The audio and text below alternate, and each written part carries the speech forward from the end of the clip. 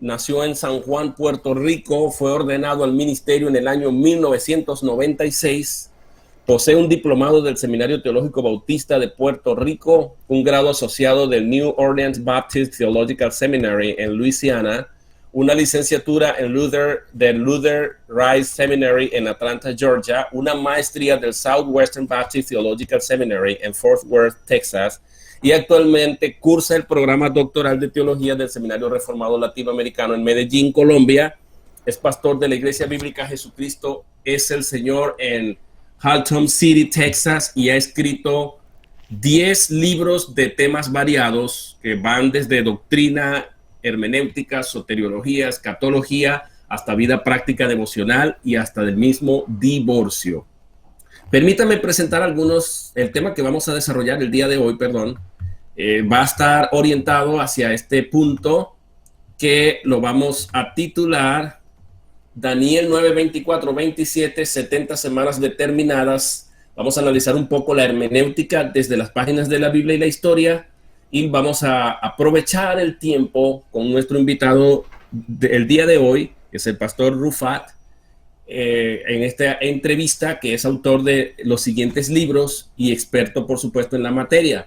Aquí tenemos 10 de las obras que el hermano ha escrito. Creo que 9 de esas obras, si no me equivoco, me dirá ya luego el hermano, están disponibles en Amazon en la versión Kindle, pero también 9 de esas obras están disponibles en físico. Sabiduría para la vida familiar, la mitología del rapto secreto, la profecía de las 70 semanas de Daniel 9, 24, 27, la Biblia y el divorcio, puede perderse la salvación, reglas de interpretación bíblica, que son principios hermenéuticos, un comentario devocional teológico de la carta a los Efesios, el Evangelio de la Gracia, un comentario a la carta a los Romanos, verdades centrales de la Biblia y la futura restauración de Israel. Son algunas las obras que por lo menos conozco del pastor Gilberto Rufat. Ustedes pueden encontrarlo yendo a Amazon y escribiendo el siguiente nombre, Gilberto Miguel Rufat, y allí ustedes pueden acceder a toda esa librería que nuestro hermano ha escrito. Les recomiendo altamente su contenido. Y también él modera un canal en YouTube. Así que, hermanos, que lleva el nombre de Pastor Gilberto Miguel Rufat. Voy a presentar entonces ante ustedes a nuestro hermano Gilberto Miguel Rufat. Es para mí un honor aquí tener entre nosotros a esta persona que es casi un doctor ya en el campo teológico, y que con esta habilidad para escribir todos estos libros. Bendiciones y bienvenido, Pastor Rufat. Un placer tenerlo en medio nuestro. Bueno, un saludo, Pastor Winston, y un saludo también a la audiencia que nos está viendo en esta hora. Les habla el pastor Gilberto Miguel Rufat, desde aquí, desde Texas. Así que un saludo a todos y agradecido por esta oportunidad de poder compartir la palabra de Dios. Qué bueno. El pastor está actualmente ubicado en Texas, acá en los Estados Unidos, y está pastoreando una iglesia. Así que, por supuesto, ya hemos dicho, si es pastor, es obvio que está pastoreando también una iglesia. Pero bueno, pastor, vamos a comenzar ya. Vamos a saludar a algunas personas mientras otras personas van ubicándose rápidamente por acá. Algunas personas que están saludando. Vigman Ross dice aleluya, gloria a Dios. Cristiano Fiel dice saludos. Rudy García dice gloria a Dios. Martín y Fortunata allá en Perú dice presente, bendiciones a ambos expositores, desde ya será un gran diálogo. J.R. Paris Al-Gu, no sé qué quiso decir, un judío mesiánico, habló sobre el tema refiriéndose que dentro de 11 años finalizará el tiempo de la gracia. Adán Eliezer desde Perú también, hola a todos. Karina dice hola hermanos. El hermano Salomón Jiménez Negrete, estudiante de teología, dice Pastor Winston, bendiciones, y a los hermanos en el chat. Carlos López también está por aquí, bendiciones pastor y hermanos en la Biblia en contexto e invitado. El hermano es de México. Martín dice bendiciones a todos los hermanos y hermanas en Cristo. Salomón Jiménez dice amén. Cristiano, mi pregunta es, ¿a quién se refiere en Daniel 8:11? Daniel 11:31, la tendremos en cuenta. Y el capítulo 12:11, ¿qué significa? Bueno, ya ahí empezaron con las preguntas, pastor. Nos empiezan a sentar en la olla caliente, ¿cómo se llama? En la silla caliente. Wow. Bienvenidos a todos los de la audiencia. Regula Fide dice, hola, buenas noches, pastor Winston. El hermano Javi dice, buenas noches, hermanos, comentemos con respeto. Eso es muy bueno, gracias por hacer ese llamado. Buenas noches, pastor y hermanos. Alan Marshall, gracias, Alan, espero que estés bien. El siervo viviente dice Mateo 24:21, los dispensacionales dicen que esta gran tribulación es futurística, ya se dio el acontecimiento, se volverá a repetir antes de la venida de Cristo. El hermano Manuel Troche dice saludos, pastor, y al invitado. El invitado nació en Puerto Rico, preguntan. Sí, sí, es correcto, nací en Puerto Rico. Sí, es puertorriqueño nuestro hermano. Hablamos mucho, los puertorriqueños y los venezolanos hablamos mucho. Si nos mezclamos los dos, imagínense. Así que vamos a controlar los comentarios. ¿Okay? Bendiciones, mis hermanos en Cristo Jesús, a todos mis hermanos en el mundo y nuestro pastor Winston Medina, paz y gracia. Martín dice bendiciones, pastor Gilberto Miguel Rufat, esclavo de Cristo, dice saludos a los dos. Imer Cuchillas, wow, ese apellido me asusta. Bendiciones desde Nueva York, listos para aprender. Gloria a Dios. No, eso sí, deja las cuchillas a un lado, ¿ok? Y Federico Godoy dice, bendiciones, pastores, seguimos creciendo en esta gracia abundante. Bueno, sin más preámbulo, los que vayan agregándose, sé que van a empezar a llegar muchas más personas y van a seguir comentando, pero por ahora quiero hacerle una pregunta candela al hermano pastor Gilberto Miguel. La pregunta es, cuando vamos al libro de Daniel, pastor, independientemente cuál capítulo leamos de Daniel, ¿cuál es la base hermenéutica desde las páginas de la Biblia sobre la cual debemos basarnos para interpretar el libro de Daniel? Entonces esa va a ser mi primera pregunta y vamos a dejar que el pastor se desprenda aquí un mensaje poderoso en el nombre de Jesús. Ahí lo dejo, pastor. Adelante. Muy bien, me parece que hay que ir un poco atrás a la historia, porque toda esta cuestión profética con relación a la llegada del Mesías se acrecenta o toma como base el tiempo de cautiverio, tanto el cautiverio del reino del norte como de Judá, el reino del sur. Así que necesitamos entender que en el año 1000 aproximadamente, Israel se divide, reino del norte, reino del sur. Dios comienza a trabajar a través de los profetas. El reino del norte no atiende la voz de Dios. En el año 722, Dios envía como instrumento de juicio a los asirios, quienes invaden las 10 tribus, y Dios comienza también a hablarle a Judá y a decirle que observase lo que le había acontecido a su hermana mayor, el reino del norte, para que ellos tomasen conciencia y se arrepintiesen y se tornasen a Dios, lo cual no va a suceder. En el año 605-606 Babilonia va a venir como instrumento de Dios para llevar entonces cautivos a la hermana menor, como se menciona, o al reino del sur, a Judá. La razón por la que Judá va a tener siempre, como en un sentido, cierta prominencia en la Escritura, es porque desde Génesis capítulo 49 Jacob profetizó que de Judá vendría el Mesías. Y Dios va a preservar a Judá una simiente, un remanente, porque de esa simiente o de ese remanente vendría en sus días el Mesías. Así que cuando entramos al libro de Daniel ya estamos en ese periodo de juicio donde Judá no se ha arrepentido. Dios nuevamente usa como instrumento a Babilonia, los lleva a cautivos, pero el profeta Jeremías había profetizado el tiempo de años que estarían en cautiverio. En Jeremías capítulo 25, versículo 11 y 29, 10, se menciona que el reino del sur estarían 70 años cautivos en Babilonia. Específicamente, Jeremías en el capítulo 29, en el versículo 10, dice que posteriormente regresarían de ese exilio. Jeremías también plantea algo sumamente importante, y es que Dios traería cumplimiento, segunda de Samuel, capítulo 7, versículos 14 en adelante, y me refiero al Mesías príncipe que vendría de la casa de Judá, en otras palabras, aquel Mesías, aquel rey que se le prometió a David, que vendría, que cuando vamos al Nuevo Testamento, en Mateo capítulo 1, versículo 1, así comienza el Nuevo Testamento, diciéndonos que Jesucristo es el cumplimiento de aquella promesa hecha a David y es a la vez también la simiente hecha a Abraham. Es el Cristo, como lo presenta Gálatas capítulo 3, versículo 16.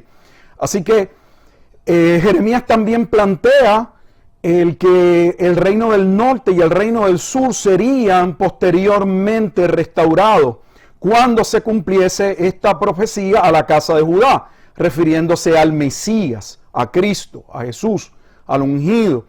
Y creo que parte de la dificultad, para entrar en algunas facetas de dificultad interpretativa, tanto en Jeremías como en el libro de Daniel, es que si bien es cierto que en Jeremías claramente especifica el número de años que estarían en cautiverio antes de la liberación que ocurrió en el tiempo de Ciro de Persia, como claramente está estipulado en Segunda de Crónicas capítulo 36, y el libro de Esdras comienza en el capítulo 1 diciendo que se había cumplido la palabra de Jehová por mano de Ciro de Persia, que había sido profetizada por Isaías en el capítulo 44, 45, ya Dios había profetizado que Dios utilizaría a Ciro como instrumento para la reconstrucción del templo, lo cual es asombroso, la soberanía de Dios, un Dios que está obrando, que está en control. Eso es lo que vamos a ver realmente en Daniel, más allá de profecías que fascinan. Es un Dios que está en control, un Dios que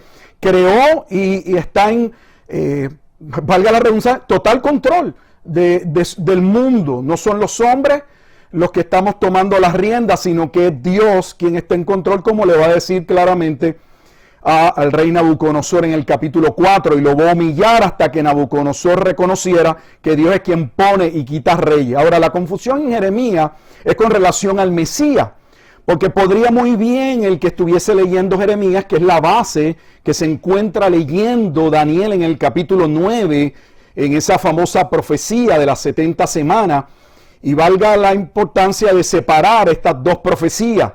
Hay una profecía de 70 años y hay una profecía de 70 semanas.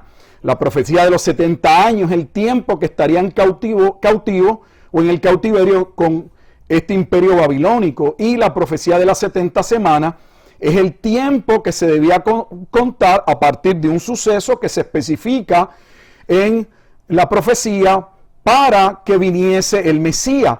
Jeremías no especifica el tiempo del Mesías. Y muy bien, alguien leyendo Jeremías podría entender que inmediatamente se cumpliese la profecía, el final de ese cautiverio, o sea, con Ciro, entonces vendría la total restauración. Y no puede haber una total restauración. Aquellos que hemos leído el Antiguo Testamento y los que lo estudian podrán percatarse que cada personaje en el Antiguo Testamento, cada hombre de Dios que usó y cada evento, ninguno llega a una culminación de una gloria completa. ¿Por qué? Porque todos son tipología. El templo y todo el sistema antiguo testamentario es una sombra, como muy bien lo recoge el autor de Hebreo, de la obra que haría Cristo, y esa obra fue decretada antes de la fundación del mundo y va a ser posteriormente revelada a través de toda la Escritura hasta tener su cumplimiento final en la persona de Cristo. Por lo tanto, no puede haber un evento en el Antiguo Testamento que llene y pueda llevar al hombre a esa salvación total y completa, porque esa salvación claramente se especifica desde Génesis capítulo 3, versículo 15, que no se daría sino hasta que el hijo de una mujer, de la simiente de la mujer, viniese al mundo. Y es una referencia claramente al Mesías, a Jesucristo. Así que Jesucristo es ese Mesías de Jeremías, que podría ser confundido por Daniel, quien tiene como base para ver cuándo se iba a cumplir el tiempo de la liberación, porque recordemos que en Daniel, esa profecía de las 70 semanas, Daniel tiene en su mente la liberación, no tanto la llegada del Mesías, sino realmente cuándo vamos a salir. Y mientras él se halla en esta confesión de pecado y una profunda reflexión y tal vez preguntándose qué ha sucedido, ¿por qué? Porque Jeremías dice que después de los 70 años y nada menciona del imperio medo-persa, iban a ser liberados. Pero si ustedes miran Daniel, cada capítulo se coloca en un marco histórico. Y cuando inicia Daniel capítulo 9, en el versículo 1, claramente la escritura especifica que estaba en el tiempo de Darío. En otras palabras, Babilonia ha pasado, los medos y los persas están reinando, pero Judá sigue estando cautiva. ¿Qué ha pasado? ¿Cuándo se va a dar la liberación? Y ese es el proceso de reflexión, de confesión de pecado en el que se encuentra Daniel, y específicamente tomando como base escritural al profeta Jeremías, ya que había sido el profeta Jeremías quien había profetizado el tiempo del cautiverio. Eso es muy importante, muy importante. Tomar el contexto de Jeremías no es el único. Cuando estudiamos Daniel también es importante leer Ezequiel, profeta Habacuc, son profetas que guardan mucha relación a los eventos, pero específicamente en Daniel 9, el libro, el rollo que está leyendo Daniel es el rollo del profeta Jeremías, y es lo que va a dar base a la interpretación, y de hecho es lo que el ángel Gabriel, que va a venir de parte de Dios, desde el versículo 20 en adelante, porque podríamos dividir Daniel 9 en dos partes: la parte de la profunda reflexión, la parte de la oración, la confesión, pidiendo la restauración de su pueblo, humillándose ante Dios, y luego entonces cómo Dios interviene por medio del ángel Gabriel para darle entendimiento a Daniel sobre lo que ha de acontecer con relación a la liberación o a la salvación total, que no sería en el tiempo de Ciro, sino que sería en el tiempo del Mesías. Y esa es la importancia de la profecía, que Daniel no confundiese, ni Judá confundiese, que al salir del cautiverio por mano de Ciro, ya Israel estaba o estaría restaurada, como los profetas hablaron. Eso no iba a suceder sino hasta el tiempo del Mesías. No sé si quiere hacer alguna pregunta o puedo seguir. O sea, vamos a tratar de recapitular en pocas palabras. La hermenéutica, o sea, cuando hablamos de la hermenéutica estamos hablando de esa disciplina que utilizamos para interpretar. Para interpretar el libro de Daniel, y especialmente el capítulo 9, que es el que nos trae a esta disertación el día de hoy, es necesario entender históricamente lo que pasó en esa división de Israel en dos reinos, para empezar. Luego vamos a ver la preponderancia profética que Dios le da al reino del sur, en este caso a Judá, porque de ahí vendría el Mesías, y los profetas todos hacen énfasis en que Judá o el reino del sur aprenda de la experiencia nefasta que tuvo Judá, porque Dios quiere preservar la línea mesiánica, la línea de donde vendrá el Mesías. Es así hacia donde vamos, ¿no? Muy bien. Y finalmente, cuando Daniel toma el libro, el rollo en su mano para leer, lo que él está leyendo es el libro del profeta Jeremías, que es la base hermenéutica, ya que en la profecía de Jeremías no hay muchos datos específicos de cuándo es que sería liberada Israel o Judá, o cuándo vendría el Mesías específicamente. Daniel es el que entonces, agarrando a Jeremías y por el Espíritu de Dios, comienza a aclarar y Dios darle visiones a Daniel para interpretar esa base de la cual él está leyendo. ¿De acuerdo? Hasta ahí vamos. Correcto. Bien. Ok, entonces puede continuar, pastor, si tiene mucho más cosas que agregar. Es que voy muy bien. De entonces, en Daniel también creo que es sumamente importante, cuando ya vi algunas de las preguntas que mencionaste al principio. A muchas de estas preguntas se resuelven cuando notamos y nos percatamos que Daniel en sus 12 capítulos siempre va a iniciar colocándose en un marco histórico, y es muy importante porque el libro de Daniel como Apocalipsis no llevan un orden cronológico, no lo llevan. Vamos en los primeros 4 capítulos y tenemos a Nabucodonosor, entramos al capítulo 5 y brincamos a Belsasar, que es el último rey aunque algunos creen que no era rey, sino que era su padre y que él solamente estaba allí gobernando, reinando así bajo Babilonia, pero va a ser el último gobernador de Babilonia. Pero entre Nabucodonosor y Belsasar hay una serie de gobernantes que Daniel no menciona. Y luego entonces ya en el capítulo 5 terminamos con la vida de Belsasar y llegamos a la vida de Darío. Y tenemos a Darío en el capítulo 6 y entramos en Daniel 7 y Daniel capítulo 8 y regresamos al primer año de Belsasar en el capítulo 7 y en el capítulo 8 al tercer año de Belsasar, o sea, regresamos atrás. Y luego entramos al capítulo 9, que es el que contiene la profecía de las 70 semanas, y volvemos al tiempo de Darío. Y vamos al capítulo 10, 11 y 12, que básicamente van unidos, y entonces nos colocamos ahora en el tercer año de Ciro de Persia. O sea, es siempre importante entender el contexto en que se generan estas profecías, porque no lleva un orden cronológico. También me parece muy importante para poder entender aún la profecía de las 70 semanas, el percatarse de que podría crear una confusión la interpretación del sueño de Nabucodonosor en el capítulo 2 con relación a cuántos reinos deben suceder hasta la llegada del Mesías. Porque el Mesías tiene 3 nombres específicos en el libro de Daniel. Uno de ellos es el nombre que más con el que Jesús suele llamarse una y otra vez, que es el Hijo del Hombre. El Hijo del Hombre viene de Daniel capítulo 7, específicamente versículos 13 y 14, pero en Daniel 2, en esa visión de esa imagen que ve Nabucodonosor y que Daniel va a tener a bien interpretar de parte de Dios, podría uno pensar que hay 5 reinos. Y esto es importante porque se clarifica que no son 5 reinos en la profecía o en la visión de Daniel capítulo 7. ¿Por qué? Porque en Daniel capítulo 7, Daniel ahora es quien tiene la visión. Él interpreta el sueño de Nabucodonosor en el capítulo 2. Pero en el capítulo 7 es Daniel quien está viendo la visión. Y Daniel ve 4 bestias. Y esas 4 bestias son una representación o un paralelo de la misma imagen que ve Nabucodonosor en el capítulo 2. El capítulo 2 podría parecer que son 5 partes, porque está la parte de la cabeza de oro, plata, bronce, hierro, y luego los pies, hierro y barro.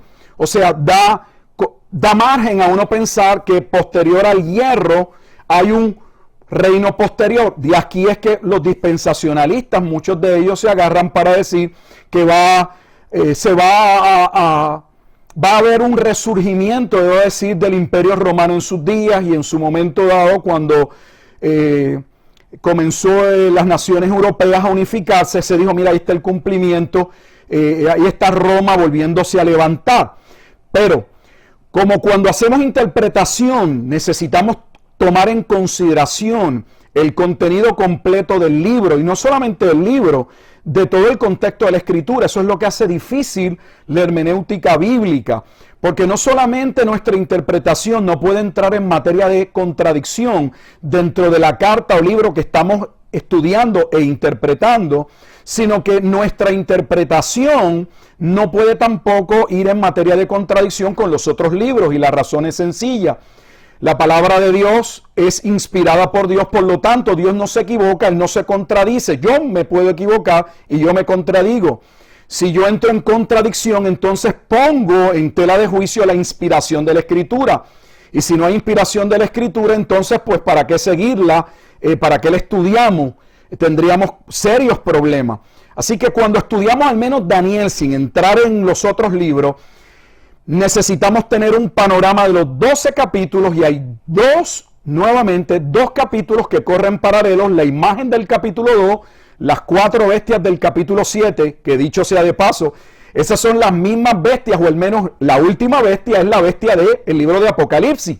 La gente se pregunta, ¿y por qué habla de bestia? Y empiezan a ponerle nombre a las bestias de Apocalipsis. La bestia viene del libro de Daniel, representa el 4º imperio. Bueno, en Daniel 7 se especifica que en los días del 4º reino vendría el Mesías. Por lo tanto, cuando yo tomo en consideración el capítulo 7, interpreto el 2 y entiendo que entonces los pies de hierro y barro no pueden ser un reino distinto, sino algo que le sucede, que sucede al hierro, y claramente sucede. ¿Por qué? Porque Roma, que es el cuarto imperio, va a pasar por una transformación política cuando llega el tiempo de los Césares, de un gobierno del Senado a un gobierno totalitario con los Césares. Así que Daniel nos plantea que son 4 reinos y no 5. Eso es sumamente importante. También crea confusión los capítulos 8 con el capítulo 9. ¿Por qué razón? Porque en el capítulo 8 y en el capítulo 9 se habla de un cuerno pequeño. En el capítulo 8 y en el capítulo 9 en ambos se habla de un cuerno pequeño, pero no es el mismo cuerno pequeño. Porque en el capítulo 8 se describe la segunda y tercera parte de la imagen, o la segunda y la tercera bestia, que es plata y bronce en la imagen, y que es el oso y el leopardo en el capítulo 7, y representa a los Medo-Persia y a Grecia. O sea que cuando estamos en el capítulo 8, estamos bajo una visión de lo que va a acontecer cuando cambia de los medos a el imperio de Grecia. Por lo tanto, ese cuerno pequeño que le hace la guerra a los santos, en el capítulo 8 claramente se especifica que es un rey, un gobernante de Grecia. Pero cuando estamos en el capítulo 9, no estamos en el tiempo de Grecia, estamos en el tiempo de la cuarta bestia o del hierro, y entonces es un rey o un gobernante de Roma, y no los podemos confundir. Pero es muy fácil confundirlos, porque uno dice, bueno, aquí habla de un cuerno pequeño y aquí habla de un cuerno pequeño, debe ser una referencia a la misma persona, y claramente no lo es. Así que Daniel no es confuso, pero como todo libro debe leerse con cuidado, debe leerse varias veces. Yo soy de los que cuando he enseñado la escritura le digo a los estudiantes que deben estudiar no menos, deben leer, debo decir, no menos un libro, no menos de 3 veces.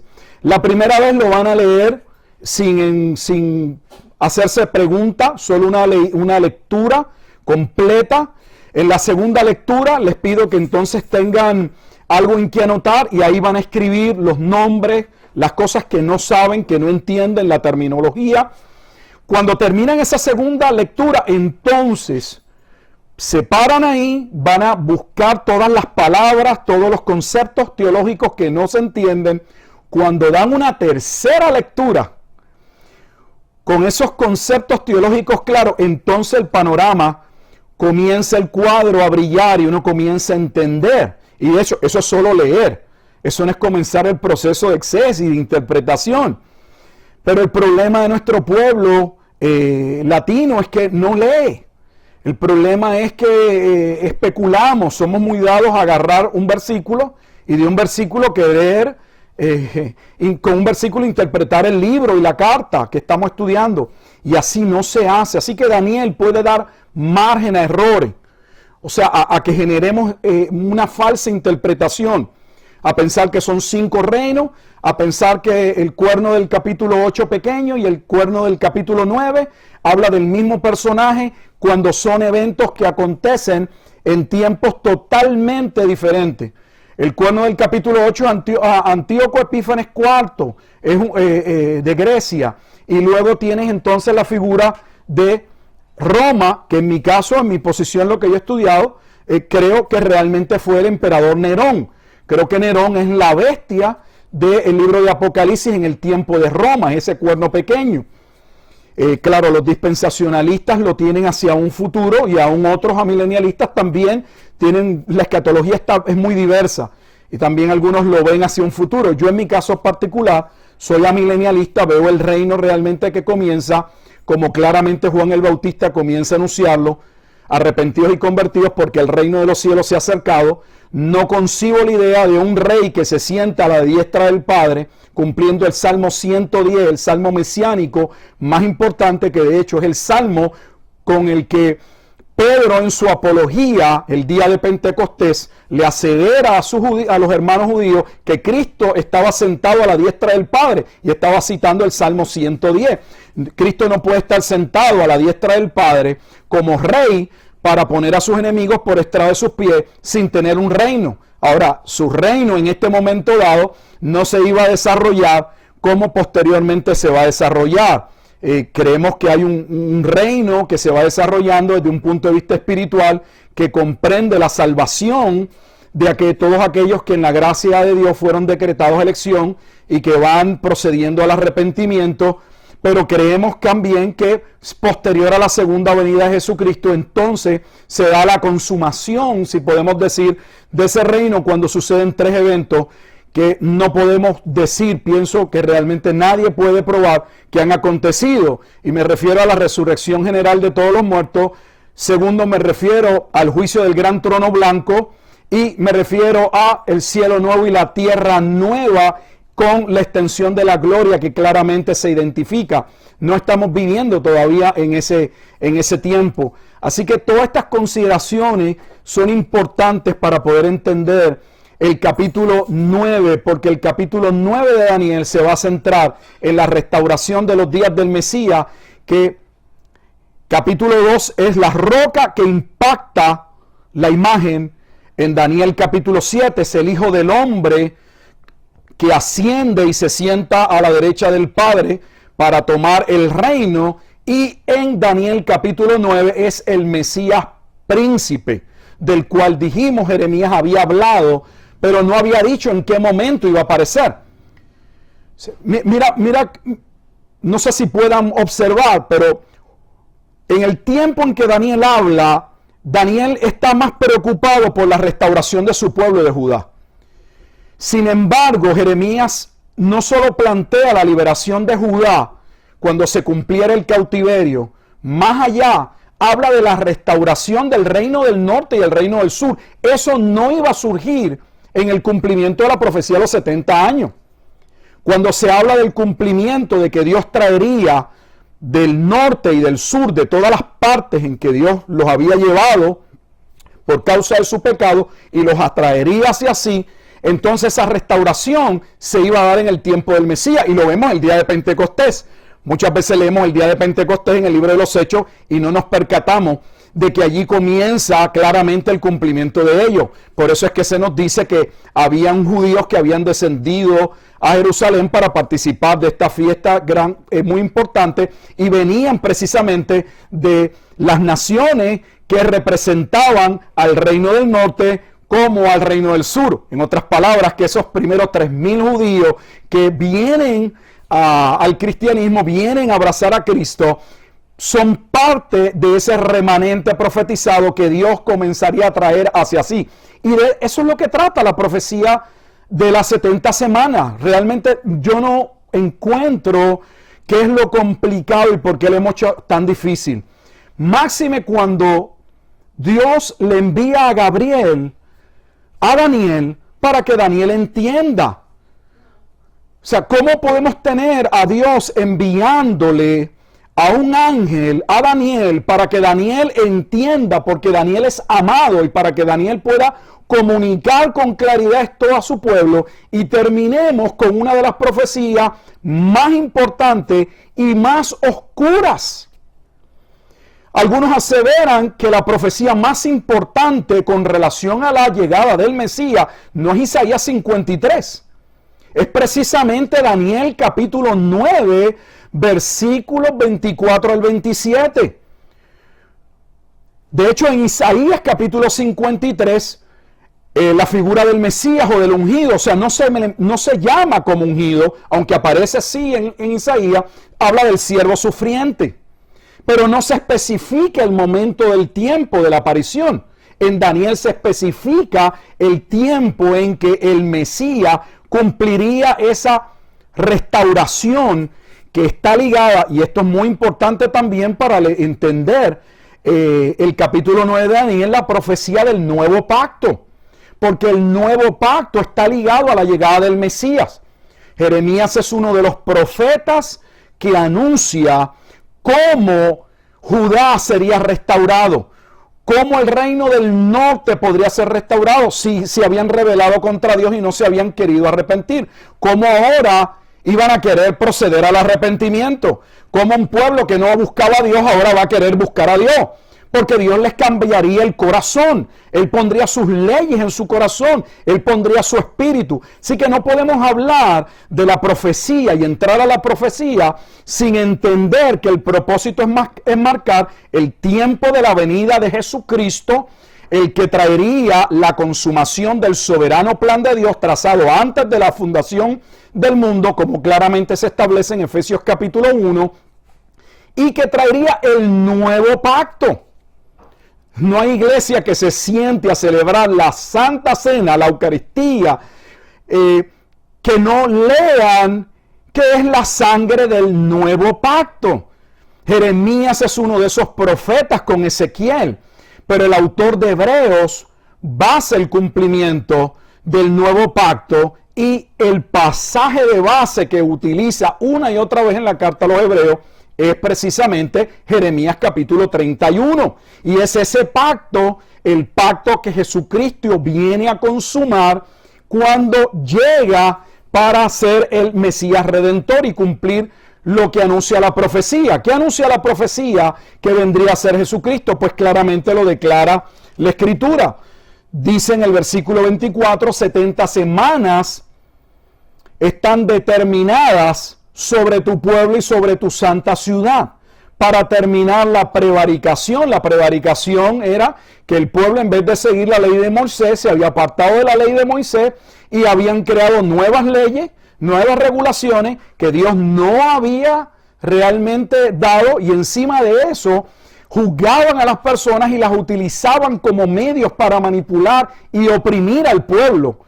Dice, para terminar la prevaricación, para poner fin al pecado. ¿Quién pondría fin al pecado? Cristo. Dice, y expiar la iniquidad. ¿Cómo pondría fin al pecado? A través de un sacrificio. La expiación habla de un sacrificio. Dice, para traer la justicia perdurable. ¿Qué justicia perdurable? La justificación. Somos salvos por medio de la justicia de Dios, no nuestra justicia. Hay un acto de un sacrificio en sustitución.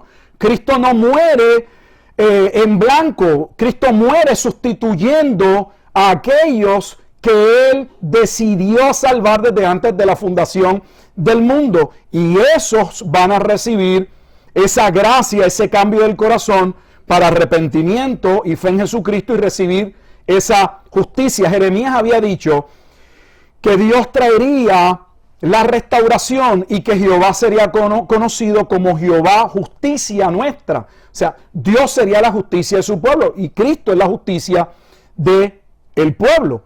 Y Él es el cumplimiento de la profecía, como lo afirma el libro de Apocalipsis, el último libro de la Escritura. Dice que el centro de la profecía es Cristo y ungir al santo de los santos. Cristo es el santo de los santos. Él es nuestro gran sumo sacerdote. Él es el rey. Él es todo. Aquellos tres oficios que estuvieron separados en el Antiguo Testamento, ahora son unificados en una sola persona, en la persona de Jesucristo. Él es tanto el profeta de Deuteronomio 18 que anuncia a Moisés. Profeta Dios enviará, a él oirán. Y ese es Jesucristo.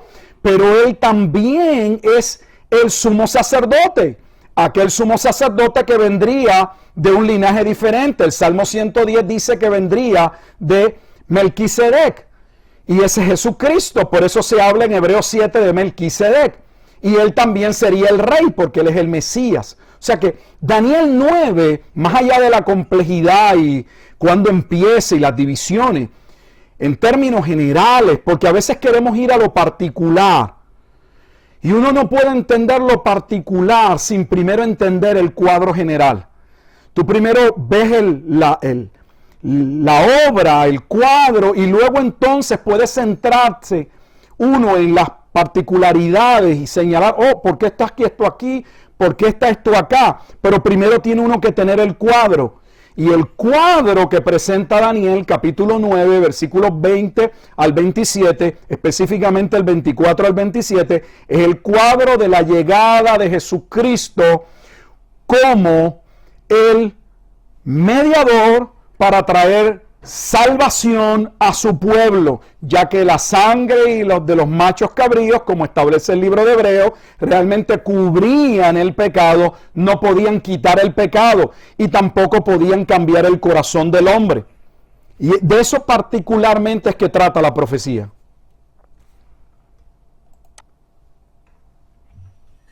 Excelente, excelente, pastor. Muy bien. Me ha parecido que hemos ahondado muchísimo con respecto a analizar esto de la semana 70 de Daniel, sobre todo entender que el enfoque de Daniel es la profecía sobre el Mesías que vendría.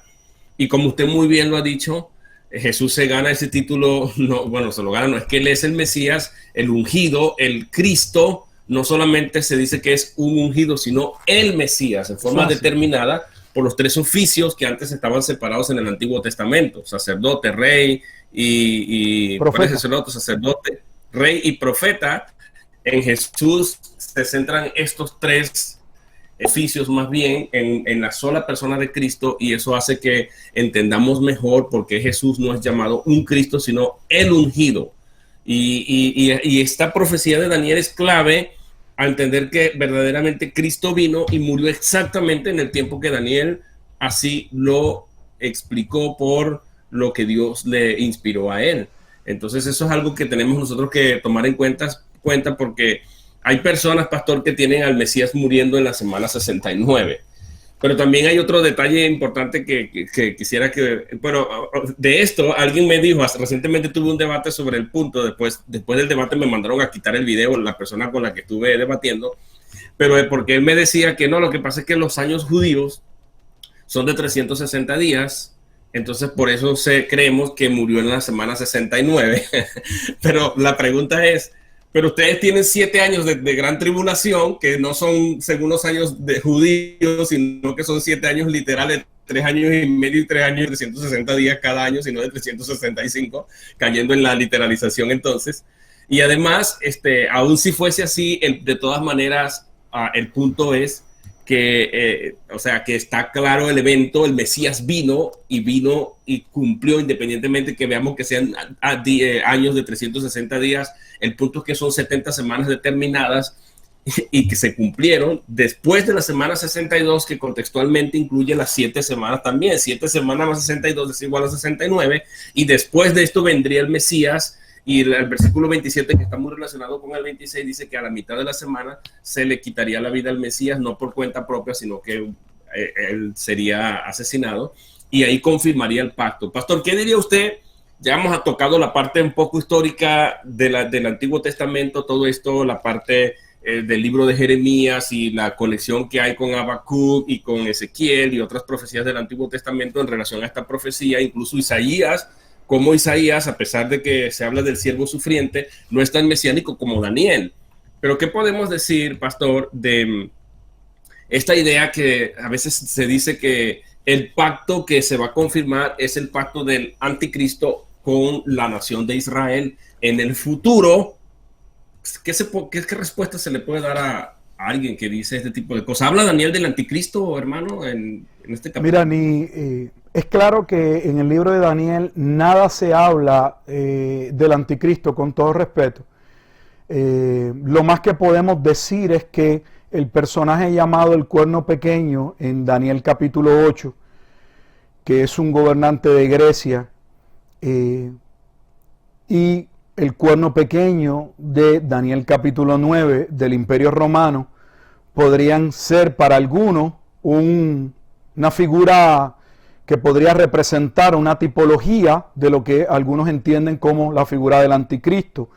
Pero Daniel realmente en ningún momento dado habla de este anticristo. De hecho, lo que es importante, creo que destacar, es que esta profecía, quien la trae a colación, quien se la enseña a Daniel, es Dios mismo directamente, tomando al ángel Gabriel para comunicar este mensaje a Daniel. Por lo tanto, no es una profecía de Daniel, es Dios revelando. Tenemos que ver que en Daniel, Dios es un Dios soberano que pone y quita reyes, y que va diciendo desde el capítulo 12 en la imagen que ve Nabucodonosor cómo habría una sucesión de imperios que yo reconozco, yo entiendo que es lo que la Biblia llama el periodo del tiempo de los gentiles. En otras palabras, el tiempo de dominio en que Judá estaría cautivo hasta la llegada del Mesías. Y es lo que vemos. Judá estuvo de imperio en imperio hasta el día en que llega el Mesías. Y alguien podría decir, bueno, pero es que cuando llegue el Mesías, todavía Roma sigue gobernando. Ok, Roma va a seguir gobernando todavía, por lo menos el hemisferio occidental hasta el año 476, siglo V, y la parte entonces oriental hasta básicamente casi un siglo después. Pero independientemente de ello, lo importante es que se va a formar un reino del cual el imperio, aún el cuarto imperio, no puede realmente parar su crecimiento, como se especificaba en la imagen desde el capítulo 2. Aquella piedra impactaría, sería cortada, no por mano de un monte, y formaría un monte. Ese monte en el capítulo 7 es el reino, la extensión del reino, que se llevaría hasta el siglo y posterior eternamente. Así que ese reino conlleva el proceso de salvación. El evangelio es predicado y Dios comienza a llamar por medio del evangelio y la obra eficaz del Espíritu Santo a todos y cada uno de aquellos que en el plan de Dios serían llamados a salvación. Porque claramente en Mateo capítulo 13, en las parábolas del reino, que son 7, Jesucristo establece algo que siempre se ha utilizado como un punto de referencia general para colocar a un lado o en el otro los acontecimientos, y me refiero a la segunda venida de Jesucristo. Jesucristo claramente establece que después de la segunda venida de Jesucristo ya no hay por qué predicar el evangelio, porque ya no hay oportunidad. Es de este lado en que la palabra es predicada y que esa palabra cae en buen terreno o no, el terreno no la recibe. Es de este lado que hay posibilidad, si queremos verlo de esa manera, de salvación. Después de la segunda venida no hay posibilidad de salvación.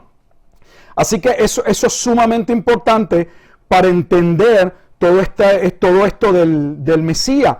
Y a mí me parece, con toda honestidad, casi, debo decir con respeto, estoy buscando una palabra, no quiero ofender a nadie, pero me parece casi una herejía, discúlpenme. Cambiar el que Daniel no habla del anticristo, Jeremías no habla del anticristo, hablan del nuevo pacto. Si uno está buscando la palabra pacto y está estudiando Daniel, uno no sabe nada sobre ese pacto. Uno sabe que Daniel tiene el rollo del libro de Jeremías. ¿Qué le corresponde a uno? Ir al libro de Jeremías y ver qué se dice, si se dice algo sobre un pacto.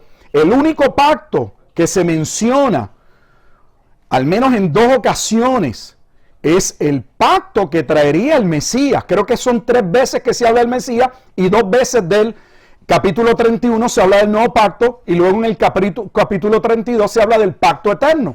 Entonces, el pacto que habla Jeremías es el pacto que traería Jesucristo. ¿Cómo es posible que cambiemos entonces el final de la profecía, que no está dividida? Porque eso es otro. Realmente Gabriel no especifica que hay una división. Y el dispensacionalismo crea una brecha que ya lleva más de 2000 años, que no se justifica en el texto. No se justifica en el texto porque está todo unido. Mira, la única razón por la que está dividida en 7 semanas, 62 semanas y 1 semana, es porque Daniel no debía comenzar a contar la profecía de las 70 semanas desde el momento en que Ciro permite que el primer grupo salga con el tiempo de Zorobabel en Esdras capítulo 1. Porque si Daniel hubiese comenzado en ese momento y hubiese entendido que ese era el punto para regresar y se debía empezar a contar de ahí los 70 años, Daniel hubiese terminado casi 79 años antes de la llegada del Mesías, esperando un Mesías a destiempo, porque el Mesías no llegaría en ese momento. La profecía simplemente se divide para especificarle a Daniel en qué momento histórico se debía empezar la cuenta de los 490 años, que casi en eso no hay debate. Se entiende que las 70 semanas cumplen un periodo de 490 años, y es lo que sucede. Hay varios edictos de salida hacia Jerusalén, pero la profecía especifica que debían contar en el momento dado en que se empezase a reconstruir en tiempos angustiosos. Y eso pasa en el libro de Esdras, en el capítulo 7, en el año 457. Ciro cumple la profecía de los 70 años en el año 536. Imagínate, 536, y debían iniciar a contar los 490 años en el 457. No habría manera, ni poniéndole años, ni quitándole 5 días o a los años, no había manera de cuadrar el que diese con la llegada del Mesías. Eso es todo. No es que eso no debe ser confusión para nosotros. Básicamente esa es la idea. Daniel, no vayas a empezar a contar. Recordemos que Daniel está esperando la liberación. O sea, Daniel está esperando el cumplimiento de la profecía de los 70 años. Pero Gabriel trae la profecía de las 70 semanas. Y lo que básicamente Gabriel está diciendo, no las una. Se va a cumplir la primera, pero cuando se cumpla la primera, no puedes empezar a contar las 70 semanas. Tienes que esperar este tiempo, y en este tiempo entonces puedes empezar el conteo. De las 7 semanas, en las 7 semanas se reconstruye el templo. De la semana número 7 a las próximas 62 semanas, comienza el ministerio de Jesucristo en el año 26. Esa es la parte importante del bautismo. Tiene muchos elementos importantes el bautismo. Por un lado, en el Evangelio de Juan, certificarle a Juan el Bautista que Jesucristo era el Mesías, porque Juan el Bautista en Mateo capítulo 11 es el Mesías, es el Elías, debo decir, que habría de venir. Es el Elías de Malaquías capítulo 4, el último libro del Antiguo Testamento. Y Jesucristo va a decir que Juan el Bautista es Elías. Si Elías era el precursor del Mesías, entonces en el bautismo se confirma que Jesucristo es el Mesías. A Juan se le dice: sobre aquel que vea, cuando lo vas a bautizar, que el Espíritu desciende en manera corporal y posa sobre él, ese es el Mesías. Y por eso vemos la declaración de Juan, ¿verdad? Es el Cristo. Él va a decir, este es el Cordero que nos va a redimir. Y Juan va a escuchar esa voz del cielo diciendo: este es mi Hijo amado en el cual tengo complacencia. Porque todo está ligado a la obra del Mesías. Por eso es que inician los evangelios hablando del reino. ¿Qué libro habla del reino? ¿Qué libro se centra en el reino? Daniel. Porque Jesús usa de tantos nombres que Jesús podría utilizar para referirse sobre su persona, porque utiliza el Hijo del Hombre. Nadie puede poner eso en tela de juicio. El término que Jesucristo utiliza para referirse una y otra vez sobre sí mismo es el Hijo del Hombre. Lamentablemente algunas personas interpretan el término Hijo del Hombre, pues es que Él se encarnó, es que el Hijo del Hombre es un término para que nosotros tengamos afinidad con Él, nos asociemos, porque Él estaba en forma humana y nosotros somos humanos. No. El Hijo del Hombre es el Mesías. El Hijo del Hombre es el Rey que recibe el reino en Daniel capítulo 7. Es un término mesiánico. Es el término de aquel que viene a tomar el reino. Por lo tanto, desde inicio del Nuevo Testamento se está hablando de la llegada del Rey y del cumplimiento del nuevo pacto. ¿Qué hace Jesús antes de dar su vida? Celebra la Pascua judía porque Él es la Pascua.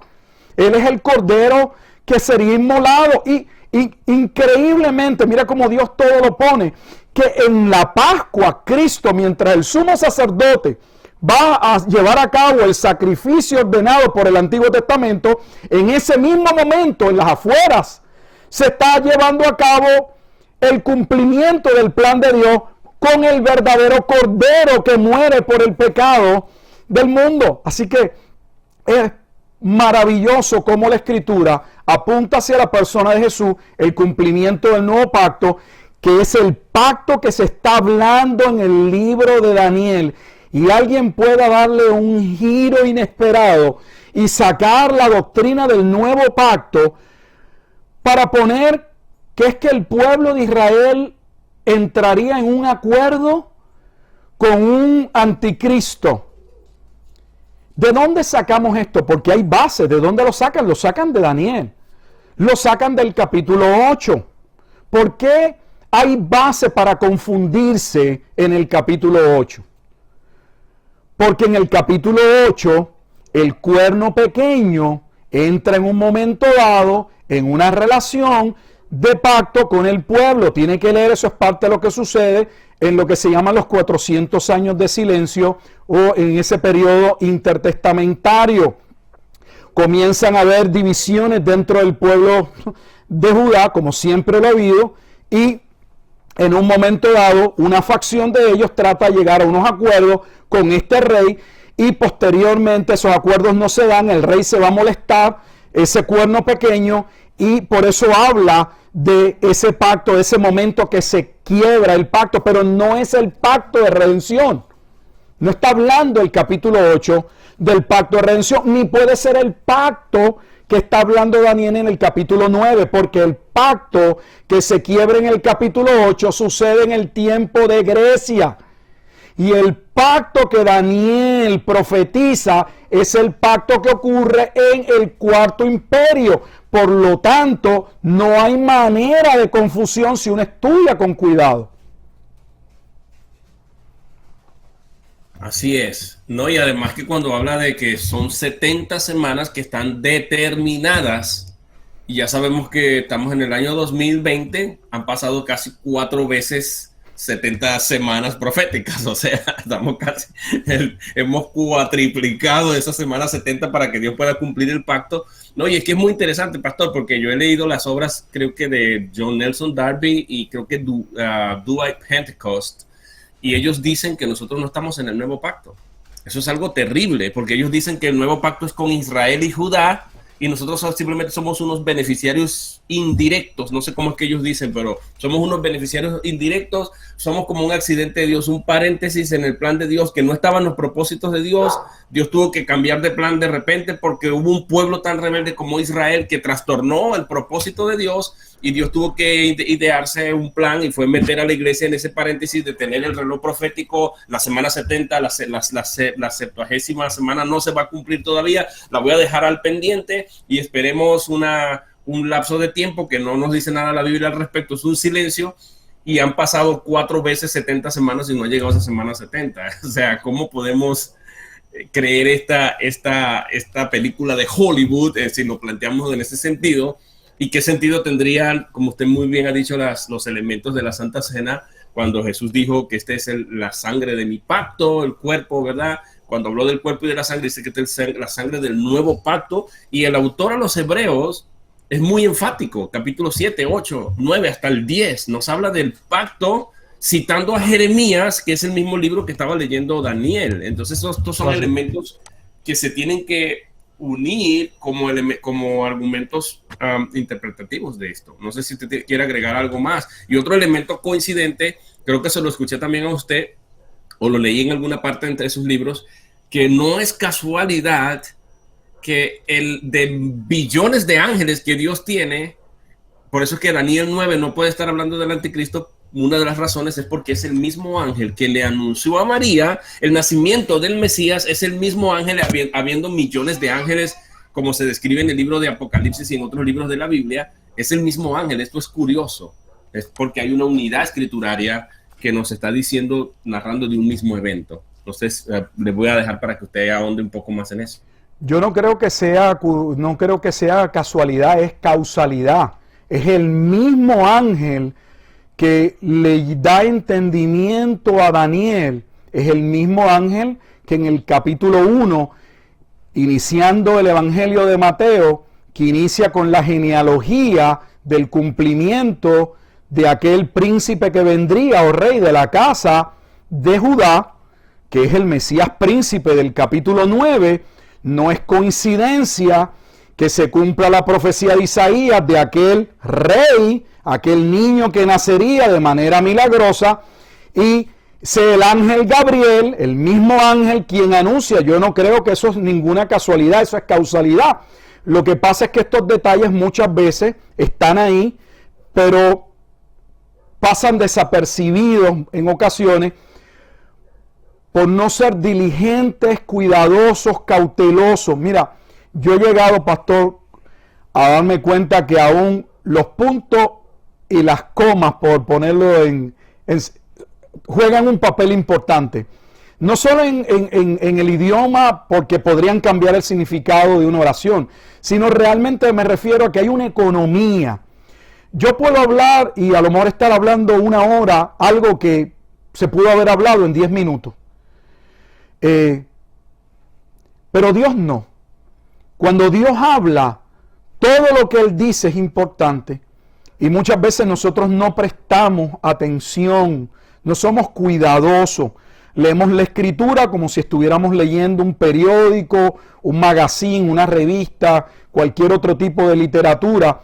Y necesitamos leer con reverencia, necesitamos acercarnos a la Escritura con un corazón que ha entrado en oración y que reconoce que si no es por la gracia, si no es por la obra del propio Espíritu de Dios, quien reveló y comunicó esta palabra, que Él mismo también nos ilumina, no podríamos realmente entrar en un entendimiento correcto.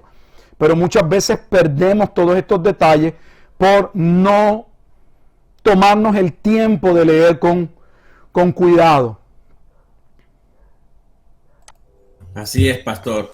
Bueno, hay un comentario aquí que vale la pena, no sé, dice el hermano, en pocas palabras, pastor, usted está hablando de que el cuerno pequeño de Daniel 8 es Antíoco Epífanes cuarto en los documentos de Macabeo, como aparece en ese libro. Eso es correcto, eso es un dato histórico y eso no entra en materia de contradicción. Aquí lo que podría alguien estipular, que es lo que muchas veces pasa en el ambiente escatológico, es que se habla de profecías de doble cumplimiento, de que Antíoco es el personaje, el cuerno pequeño del capítulo 4, no hay duda. ¿Por qué no hay duda? Le voy a decir por qué. Porque en Daniel capítulo 8 se da un cuadro general de lo que va a suceder cuando Medo-Persia caiga y entre el imperio griego. Pero cuando entramos a Daniel, capítulo 10 al 12, específicamente el 11, ustedes podrán notar que vuelve Dios a hablar sobre ese periodo de tiempo griego y ahora se nos especifica lo que iba a suceder ante la muerte de Alejandro, cómo el reino de Grecia se va a dividir en 4 partes, como de esas 4 partes, solo 2 de sus generales realmente van a poder sacar adelante la extensión del imperio que les toca, como esas 2 facciones griegas cada una van a empezar a entrar en conflicto y como de una de ellas es que viene el cuerno pequeño de Daniel capítulo 8. O sea, el libro de Daniel da tantos detalles específicos, históricos, que de hecho no sé si algunos lo saben, me imagino que sí, otros no. Es uno de los libros en el Antiguo Testamento más atacado. ¿Por qué? Por la precisión histórica con la que habla Daniel. Por eso el primer ataque cuando usted va a estudiar el libro de Daniel tiene que ver con la fecha del libro. Sucede exactamente lo mismo con el libro de Apocalipsis. Dependiendo dónde usted coloque el libro, si antes del año 70 o después del año 70 en Apocalipsis, pasa lo mismo en Daniel. Si lo colocamos en el siglo VI antes de Cristo o si lo colocamos en el siglo II antes de Cristo, ya no es profecía, ya es historia. Entonces, si se escribió en el siglo II, ya es un documento histórico, por lo tanto podemos justificar por qué Daniel fue tan certero en lo que dijo. No, Daniel no fue certero en lo que dijo. Daniel solo comunicó lo que el soberano Dios, el Altísimo, como se le llama en el libro de Daniel, que es quien pone y quita reyes, quien está en control de la historia, Él es quien conoce. Y conoce. No conoce, hermano. Nosotros decimos que conocemos porque nosotros queremos o pensamos desde un punto de vista humano, queremos saber la historia. Dios no sabe la historia porque Él la mira en un futuro. Él sabe la historia porque Él la determinó. Yo sé que a algunas personas no les gusta eso, pero la realidad es que el Dios que creó el mundo no lo creó como un reloj que le dio cuerda y puso todos los mecanismos y luego se alejó. Esa idea es deísta, no teísta. Y los cristianos no somos deístas con D, somos teístas con T. Nuestro Dios no solamente crea el mundo, Él es relevante, Él lo sostiene, Él lo sustenta, como dice Juan. Él no solo lo creó, Él lo tiene en sus manos, el mundo corre, lleva a cabo su plan. Aunque usted y yo no entendamos sus designios, sus propósitos, el plan de Dios se va desarrollando. Y eso es importante entenderlo. Tristemente, a veces no se entiende. Así es triste, pero es así, pastor. Un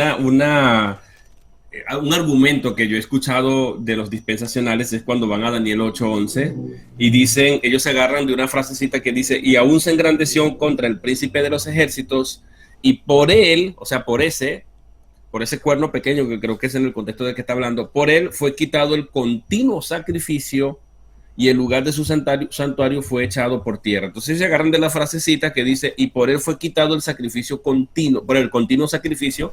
Van luego a Daniel 9, 26 o 27, creo, el 27, donde dice, a la mitad de la semana hará cesar el sacrificio y la ofrenda. Entonces dice, aquí está hablando de otro y no de Cristo, porque ellos ven que cuando dice, y por otra semana confirmará el pacto con muchos, a la mitad de la semana hará cesar el sacrificio y la ofrenda, y ven esa relación con el 8:11.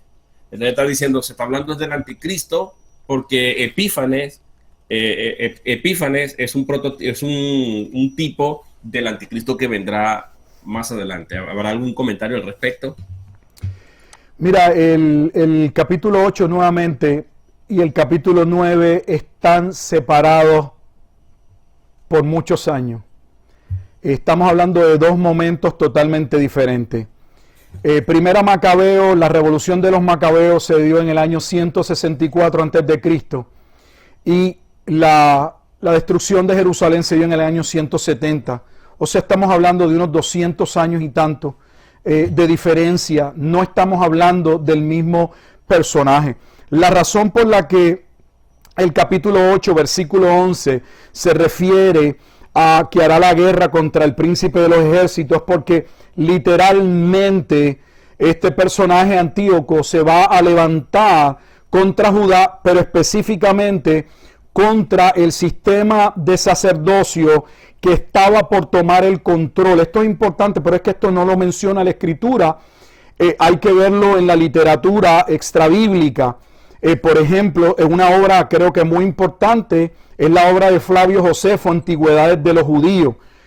No solamente las guerras de los judíos, aquellos que quieran entender lo que sucede en el tiempo de la desolación, me refiero con la destrucción del templo, el segundo templo en el año 70, sino Antigüedades de los Judíos, donde entonces se establece cuáles fueron los eventos, los sucesos que se van a desarrollar.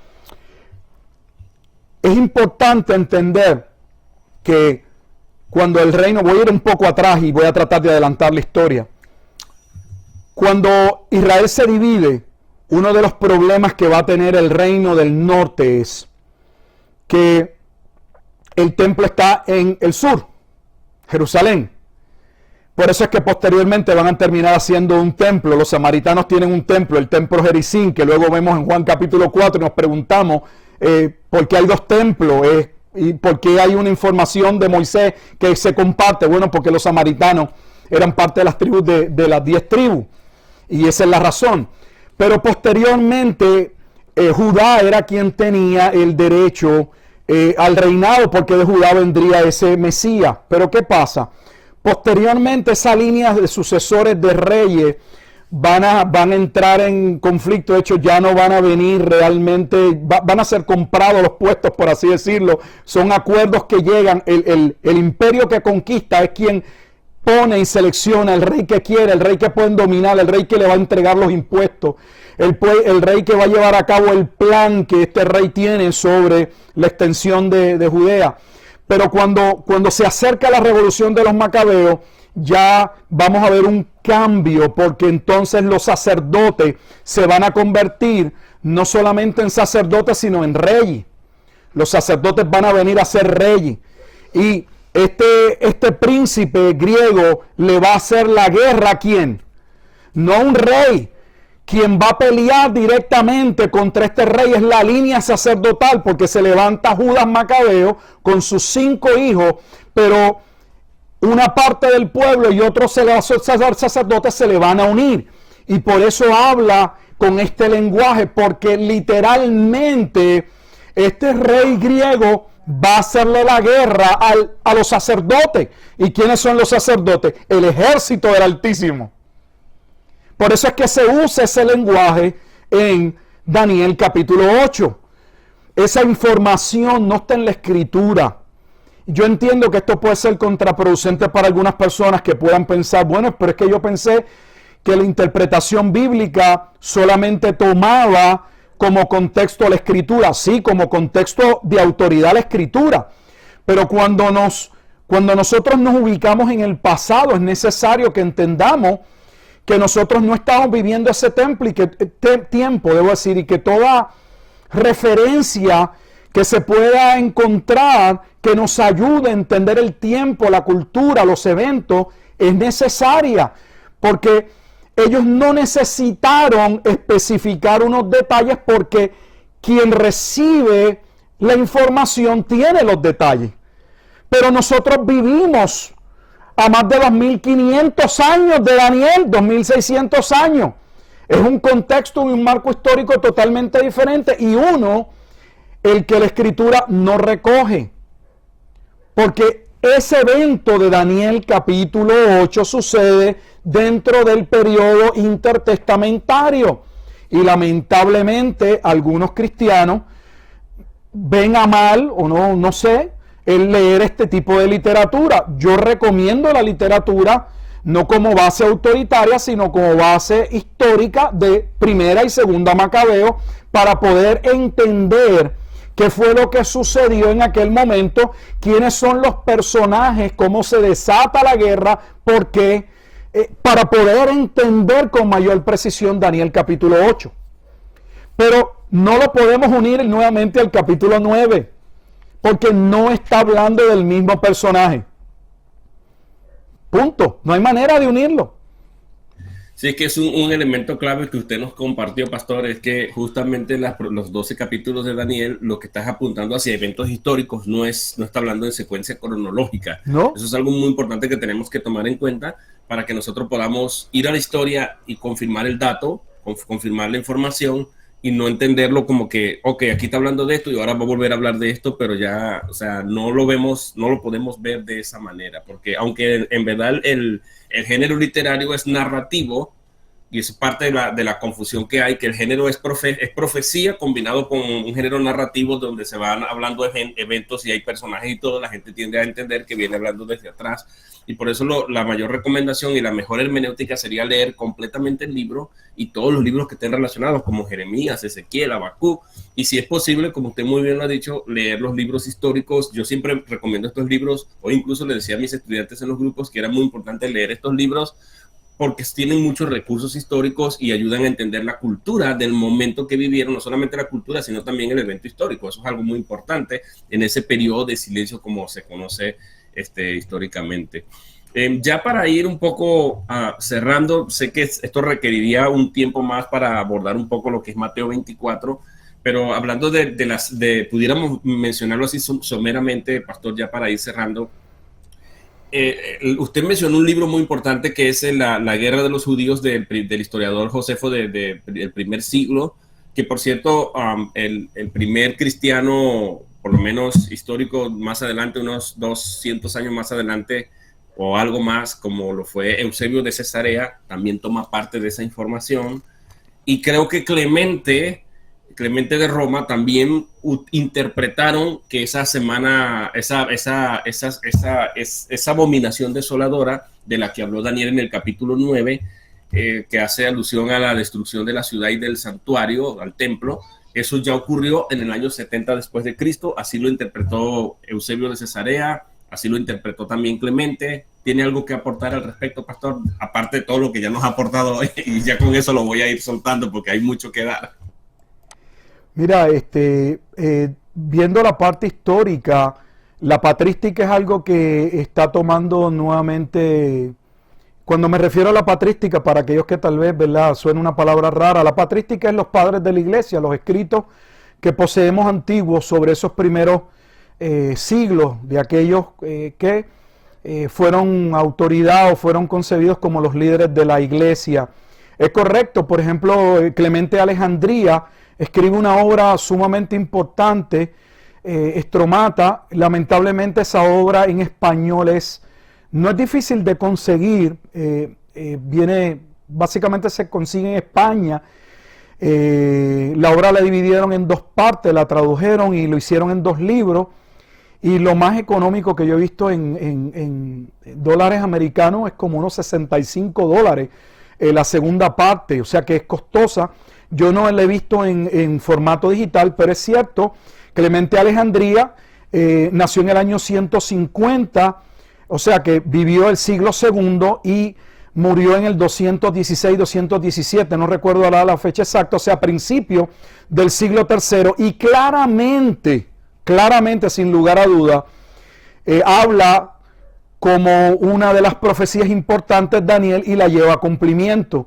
Lo que, como bien dijiste, posteriormente Eusebio de Cesarea, que es el padre de la historia de la iglesia. Si tenemos el libro de los Hechos, que narra aproximadamente la historia hasta el año 60 y tanto, antes de la muerte de Pablo, quien va a morir a manos de Nerón como Pedro, posteriormente, quien narra la historia de la iglesia a partir del siglo I hasta el siglo III, es Eusebio de Cesarea. En otras palabras, que Eusebio de Cesarea es el padre de los primeros años de la historia de la iglesia.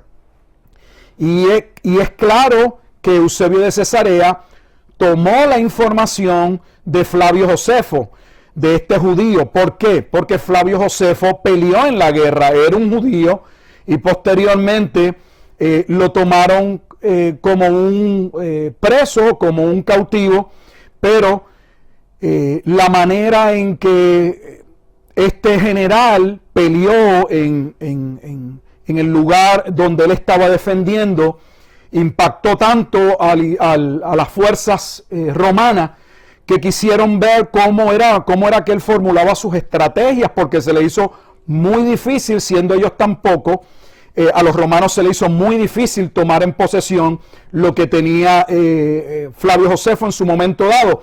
Bueno, y después posteriormente pues se especula que él le va a decir en aquel momento dado a Vespasiano, el general que Nerón había enviado para que terminase la rebelión judía, que él se iba a constituir en emperador, lo que posteriormente acontece, y pasa a ser historiador romano, pero pasa a ser un historiador romano siendo judío y habiendo vivido el tiempo de la destrucción del segundo templo, y específicamente en el marco de tiempo en que Jesús profetizó.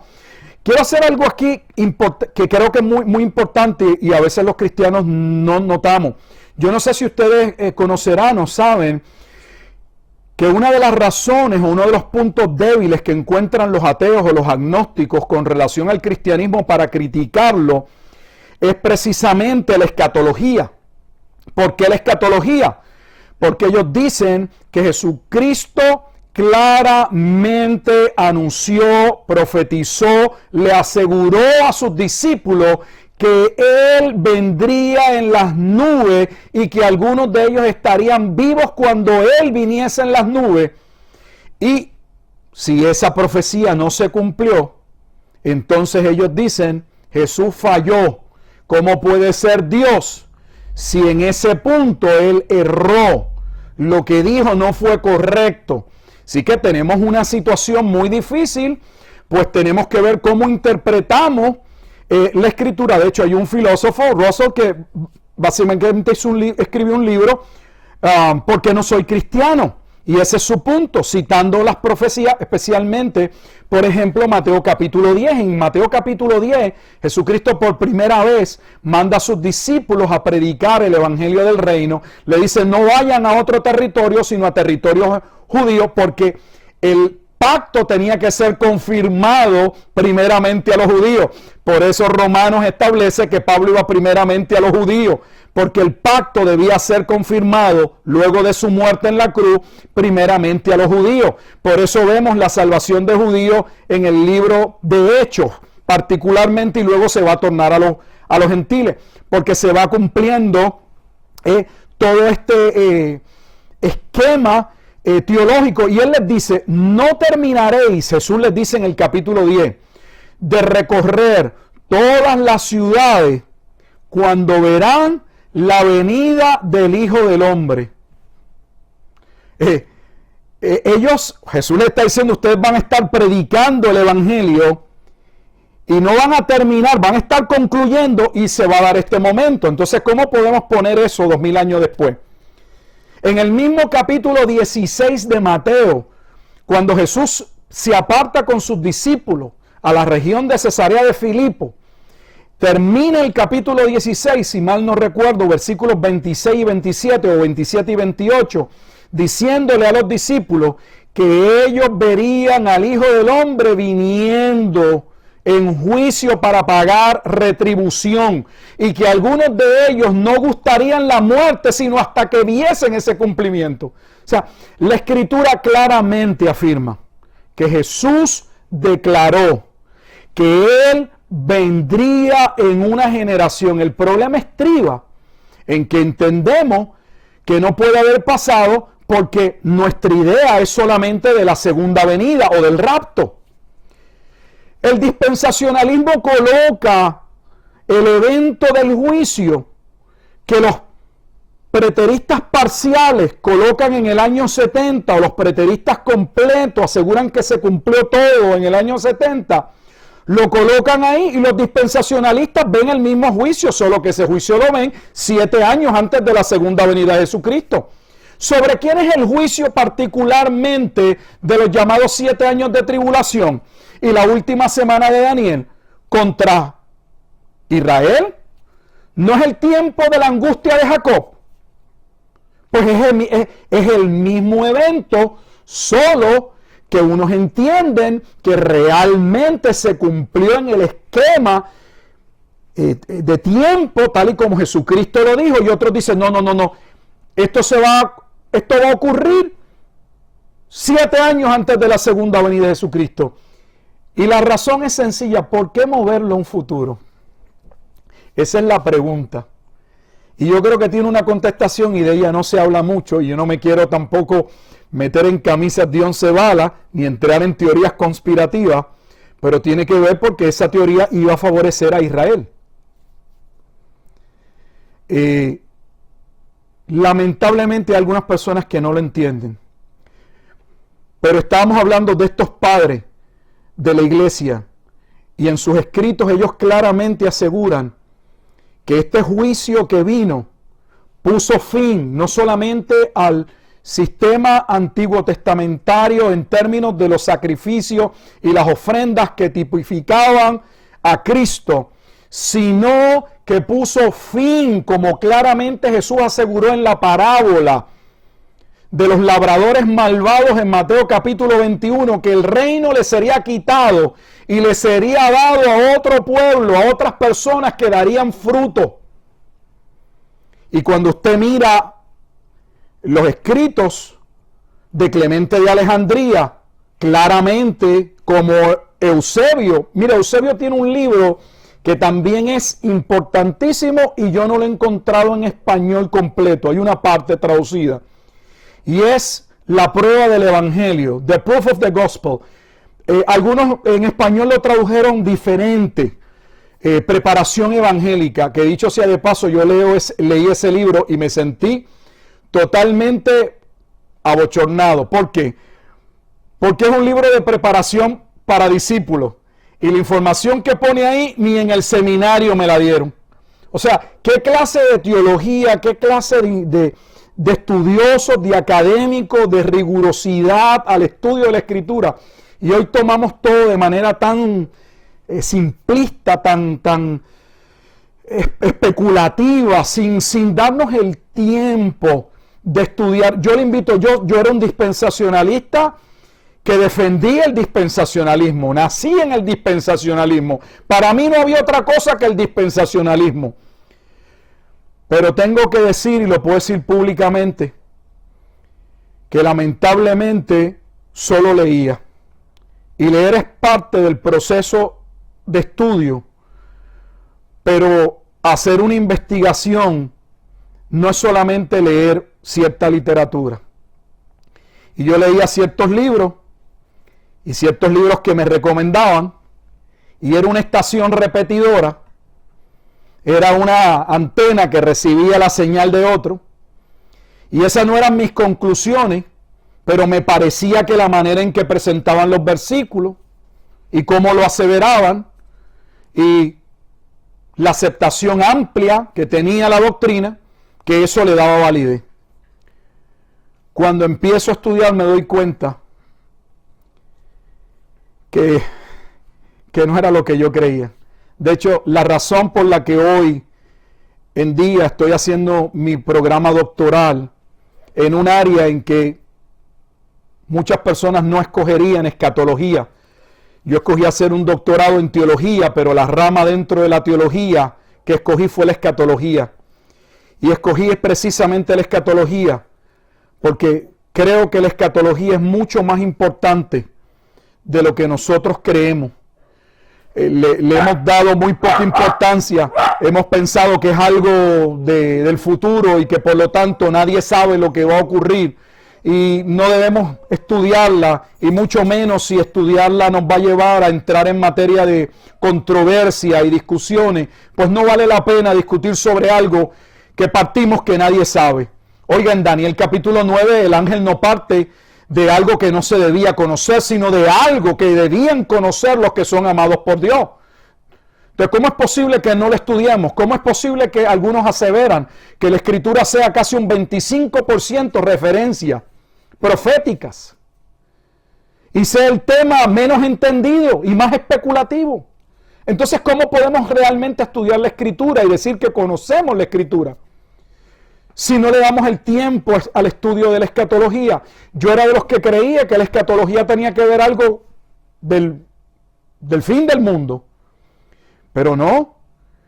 Estudiando teología me percato que la escatología, aunque particularmente se centra en la consumación de la obra de Dios en Cristo, la escatología claramente podemos verla desde antes de la fundación del mundo, pues la escatología no es otra cosa que el cumplimiento del soberano plan de Dios en Cristo, siendo ejecutado desde la caída y consumado en la persona del Mesías Jesucristo, hasta su realización final en su segunda venida. Así que ya yo puedo ver que la escatología va hasta antes de la fundación del mundo. O sea, no es un tema tan sencillo, pero tampoco es tan complejo. Así es. Un argumento risible que escuché, lo más loco que escuché, para refutarme a mí cuando estuve hablando de que en la semana 70 se cumplió ya la destrucción del templo y todo lo que dice Daniel 9. Alguien agarró el texto, estos literalistas, ¿no? Entre comillas, y dijo, no, pero es que Daniel habla de la destrucción del santuario, no del templo.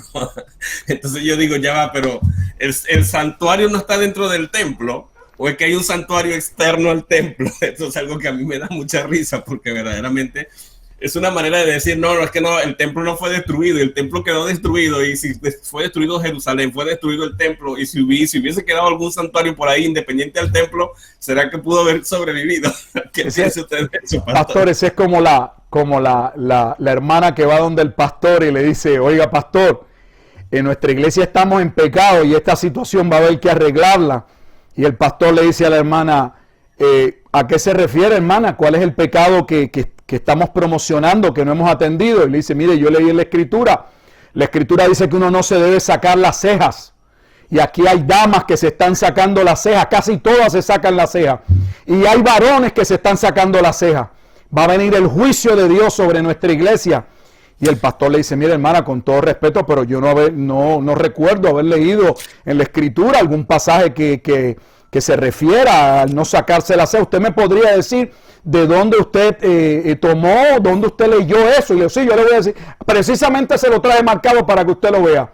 Y aquí le dice, mire, y se lo voy a leer, no os sajaréis, sajarse. Entonces ella interpretó sajarse de sacarse la ceja. Y tristemente, así somos. Tomamos una frase, sajarse es cortarse, se daba a cabo en los ritos paganos. Se desactivó su micrófono, pastor. Se desactivó su micrófono. Disculpa, dijo que sajarse era cortarse en los ritos paganos. Se hacían incisiones para derramar sangre.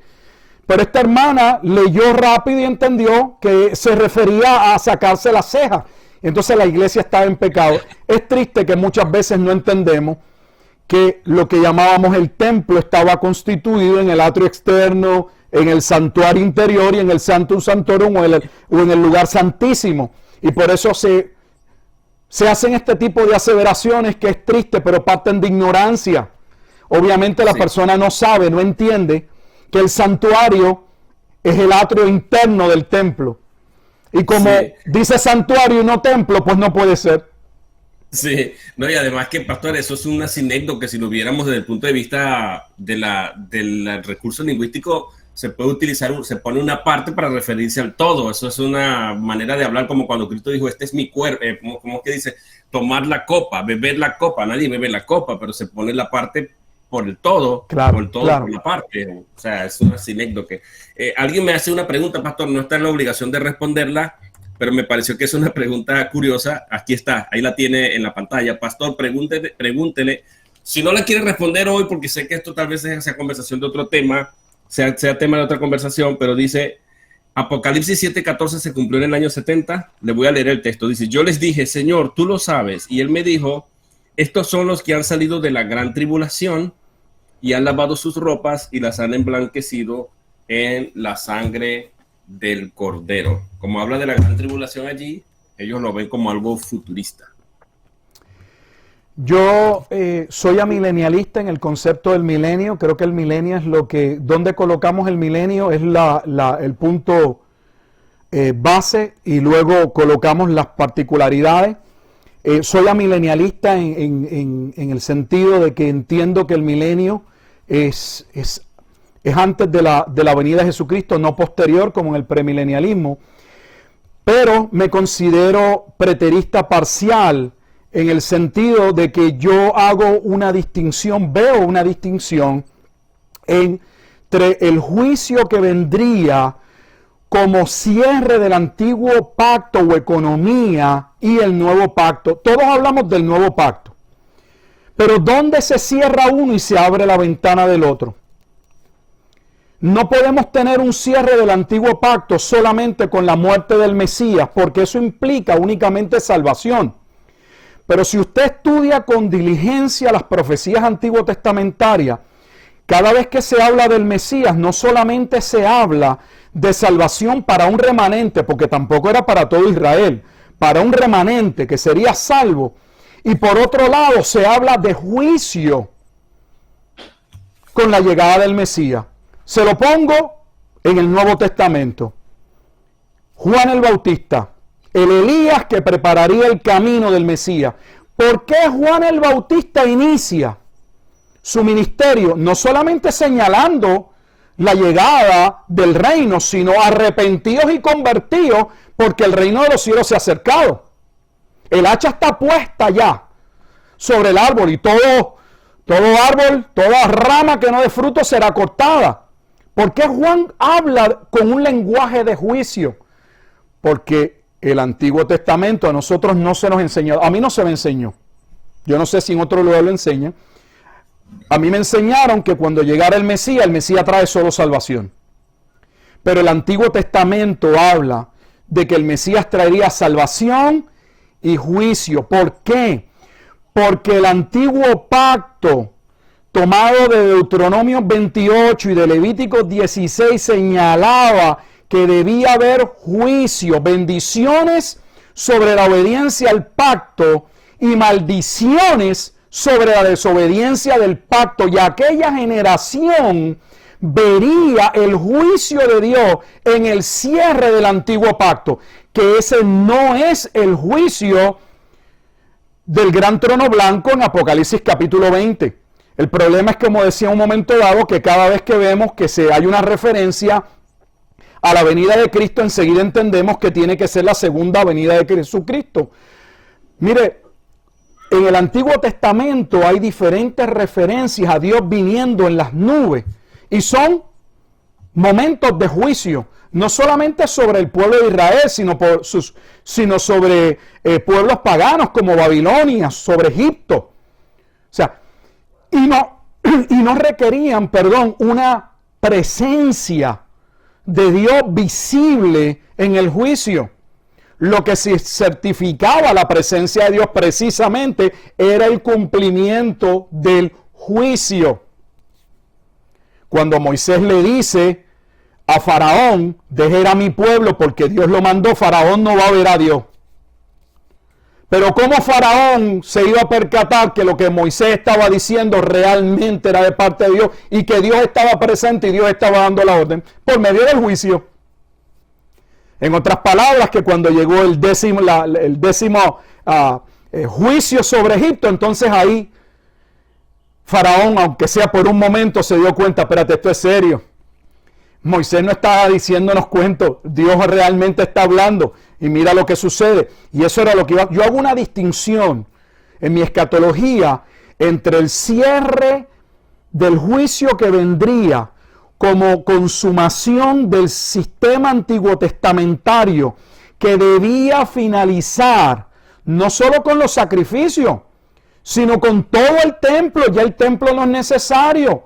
Tenemos el libro de los Hebreos, por poner un solo libro. ¿Y cuál es la temática del libro de Hebreos? Escribiéndole a cristianos judíos que están retomando su judaísmo. Y el autor diciéndole, pero qué locura es esta, ¿cómo se van a regresar? Cristo es la consumación del soberano plan de Dios. Todo apuntaba a Cristo. Él es el templo, Él es el sacrificio, Él es el sumo sacerdote. Él es la consumación del nuevo pacto. De hecho, en el capítulo 10 llega a decir que aquel que continúa en sacrificio y toma por inmunda la sangre del pacto, o sea que continuar el sistema de sacrificios antiguo testamentario no era una mínima ofensa delante de Dios. Por eso vendría juicio. Ese templo debía ser destruido. De hecho, la Escritura claramente asevera que hasta que el templo no fue destruido, el cristianismo en un sentido no pudo tener una expansión como posteriormente tuvo, porque aún la iglesia mantuvo la centralidad en Jerusalén. Cuando estamos en Gálatas y vemos la discusión de Pedro con Pablo, o Pablo reprendiendo a Pedro, ¿por qué? Porque vienen algunos de Jerusalén. ¿Dónde se lleva a cabo el concilio del capítulo 15? En Jerusalén, porque allí estaba el liderato, allí estaban los pastores y allí se discutían los asuntos, porque todavía vemos que había un arraigo. Mira el punto que cuando estamos leyendo el libro de los Hechos, los líderes le dicen a Pablo en un momento dado, Pablo, han venido hablando cosas malas de ti, ahora cuando venga a Jerusalén es buen tiempo de que participes de alguno de los sacrificios, o sea, mira a ver si te purificas. Hay un grupo que se va a purificar para que ellos vean que cuando tú te purifiques, tú sigues las ordenanzas todavía, que básicamente crea una contradicción, porque la epístola a los Gálatas, Pablo dice que no hay que seguir ya las leyes de Antiguo Testamentaria. El templo iba a ser destruido tal y como Jesús lo profetizó, y eso está una y otra vez. Sales de la parábola de los labradores malvados en Mateo 21 y llegas a Mateo 22 y tienes la parábola de la fiesta de las bodas, y ve y dile que todo está preparado, no quieren venir, no hay problema, su ciudad será destruida. ¿Qué ciudad sería destruida? Jerusalén. todo el tiempo se habla de ese juicio. Ahora, ese juicio no es aquel juicio. Yendo a Apocalipsis, solo de manera breve, Apocalipsis capítulo 7, versículo 14, está hablando de esos primeros mártires que mueren. Pasa que también aquí tengo una perrita cerca, está ladrando. De aquí en atender casi. Sí, tengo 3 perritas. Y entonces la chiquita es la más que ladra.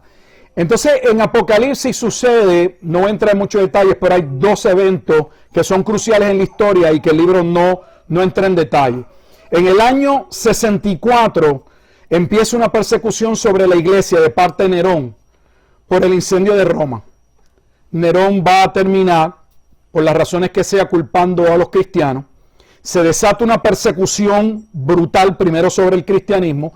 Por eso Jesús dijo en Mateo 24, si aquellos días no fuesen acortados, ningún hombre sobreviviría. Pero pasa otro suceso que hace que la atención de Roma o de Nerón se cambie, y que la revolución del año 66. En el año 66, en la región de Cesarea, surgen unos incidentes que van a llevar a la destrucción del templo, posteriormente a la rebelión de los judíos. Y la atención de Nerón se va a concentrar ya no en los cristianos, sino en la revolución que comenzaba sobre toda la extensión de Judea, porque había guerras por todos lados. Y guerras en el imperio, porque posteriormente en el año 68 Nerón muere, y es el año de los 4 Césares. Roma entra en un colapso, por eso Apocalipsis dice que la bestia muere, porque básicamente Roma colapsa, y eso está reconocido aún en la historia secular. Quien va a revivir a la bestia va a ser precisamente Vespasiano, que no venía de sangre judía. El último César de linaje real de la dinastía Julio Claudia fue Nerón.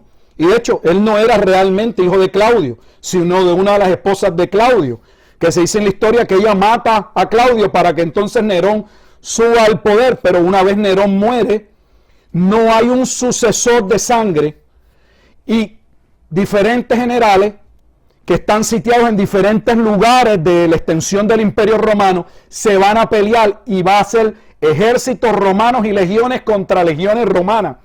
La bestia destruyéndose a sí misma, hasta que vuelve a revivir con este general llamado Vespasiano, que en la historia Nerón lo había desechado, porque Nerón le gustaba cantar y le gustaban las obras, y este general le parecía que Nerón no cantaba bien, y parece que no mostró afecto hacia el emperador, y el emperador lo puso allá en el olvido. Ya también era mayor, y lo puso allá, y allá lo va a ir a buscar Tito, su hijo, quien posteriormente se va a convertir en César, porque entonces Nerón se va a dar cuenta de que la rebelión en la región de Judea ha enviado a alguien, no ha podido realmente llevar a cabo el trabajo, y él sabe que aquel general era el Pilato del tiempo de Cristo. Ese podía poner las cosas en su lugar, y van a mandar a buscar a Vespasiano. Y en capítulo 7 lo que estamos viendo es la muerte de esos primeros cristianos que van a ser perseguidos cruelmente por el imperio. Hay algo, Pastor Winston, que quisiera también mencionar brevemente, que me llamó la atención con el libro de Daniel, sin entrar en mucho detalle, y es el momento en que se escribe el libro. Casi todas las Biblias y comentarios que uno tiene y observa lo plantean, lo colocan mínimo año 85, 90 para arriba, 90, 95, el libro de Apocalipsis. Yo pienso realmente que el libro se escribió antes de ese año, y ese es uno de las cosas que trae confusión en su interpretación, y me explico. Porque se coloca entonces en el tiempo de un emperador llamado Diocleciano, que en lo que yo he buscado, si alguien me puede conseguir, yo no lo he conseguido, no hay base realmente. Se habla mucho en los libros, pero base que sostenga una persecución de los cristianos al nivel de lo que Jesús reveló y de lo que Apocalipsis señala, no existió en ese tiempo del año 90. Quien persiguió cruelmente a los cristianos fue Nerón, y de eso no hay duda histórica. Yo pensé que la evidencia de Diocleciano era fuerte. Y no es fuerte. Y mucho menos cuando el padre de la iglesia que utilizan para fecharlo en el año 90 es Ireneo. Porque Ireneo aparentemente lo coloca en ese tiempo. Lo que no nos dicen los que han leído el libro de Ireneo es que Ireneo dijo que el ministerio de Jesucristo duró 50 años, que él murió a la edad de 50 años. Entonces Ireneo no es muy certero. Los padres de la iglesia los leemos, pero ellos no son obras inspiradas por Dios. Los leemos, nos ayudan a comprender lo que ellos, cómo lo veían, cómo interpretaban, pero debemos tener mucho cuidado, porque Ireneo dijo que Jesús murió aproximadamente cuando tenía 50 años. ¿Y cuál es la base para Ireneo llegar a esa conclusión? Si ustedes supieran que es la parte de la Escritura que dice, cuando Jesús dice que él es antes que Abraham, y le dijeron, oye, tú todavía no tienes ni 50 años, y tú dices que tú eres antes que Abraham, y Ireneo toma esa escritura para decir, bueno, sí, si el liderato vio que tenía como 50 años, él murió como a los 50 años. O sea, a veces yo me pregunto dónde está realmente la honestidad en la investigación bíblica. Yo le voy a hacer y le confieso públicamente que yo he visto mucha deshonestidad. Los padres de la iglesia juegan una parte importante, pero son contraproducentes en muchas ocasiones. Y si decimos una cosa, tenemos también muchas veces que poder decir la otra. Y a veces eso no veo eso en el rigor académico. No del cristiano nominal que está leyendo su Biblia y está tratando, no, me refiero a aquellos que luego por su grado X, entonces entienden que su título les da base a poner la norma por la cual otros se rigen.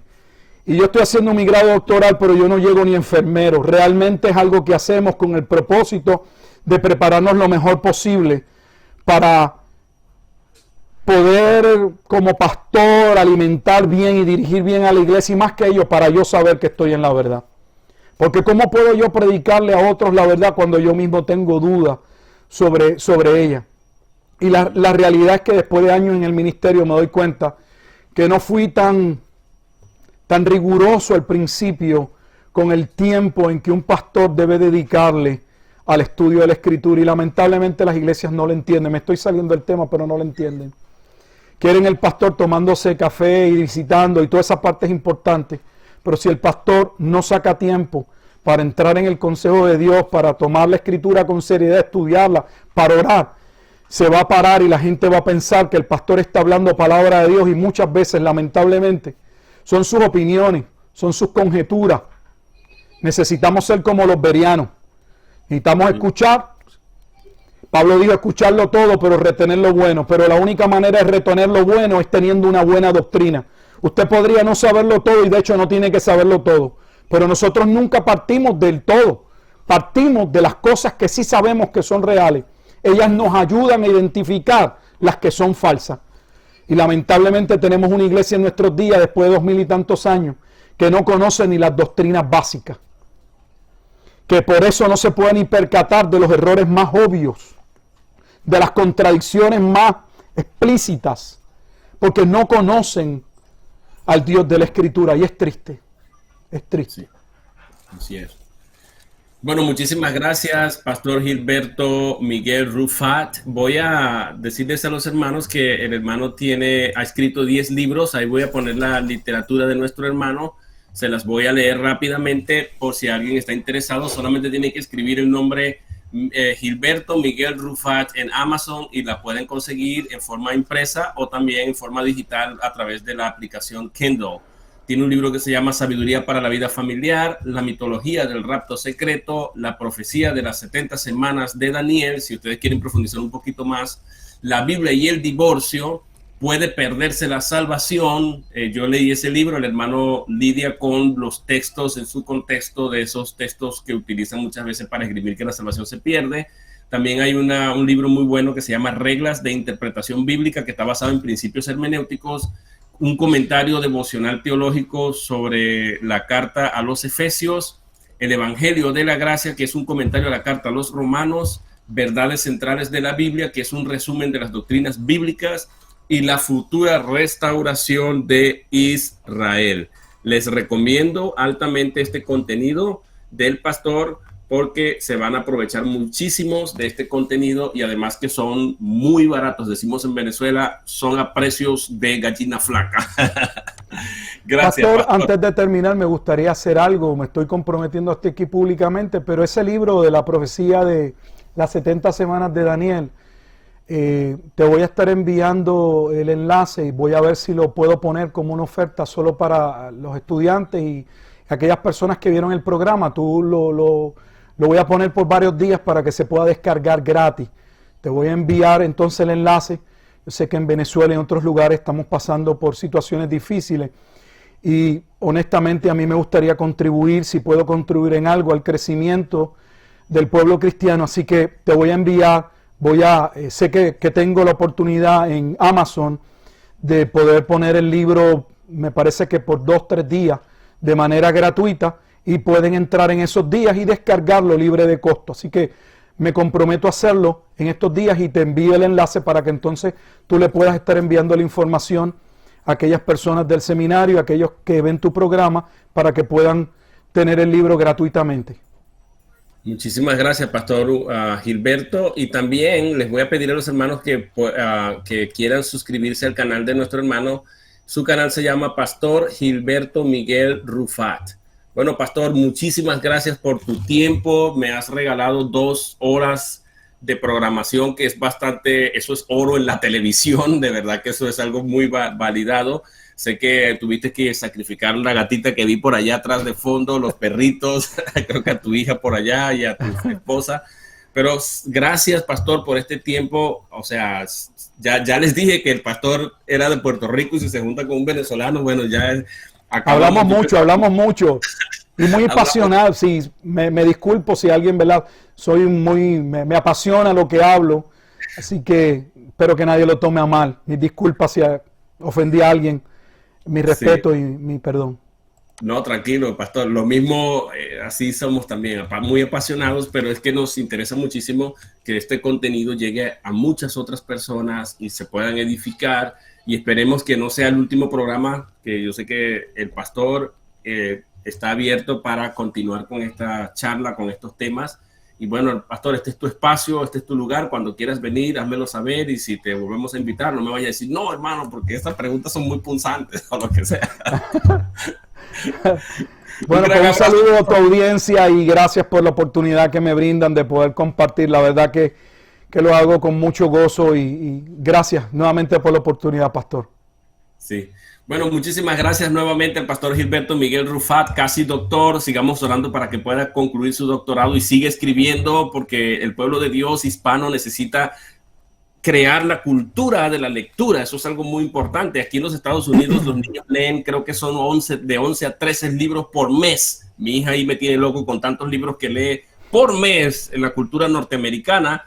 Y en Latinoamérica yo creo que leí fue la Ilíada y eso cuando estudié el bachillerato. Necesitamos tomar el toro por los cachos y ponernos a leer. Sigue escribiendo, pastor. De verdad yo no escribo. Yo he escrito como 2 o 3 libritos por allí, pero me desanimé porque sé que el pueblo evangélico no escribe. Entonces hago video y de así les transmito el contenido. Pero necesitamos despertar ese apetito por leer porque ahí está la base de todo, especialmente la Biblia, pero también información de gente que se ha preparado para esto. Muchísimas gracias también a los participantes en el chat, a la audiencia y a las personas que vayan a ver este programa a posteriori.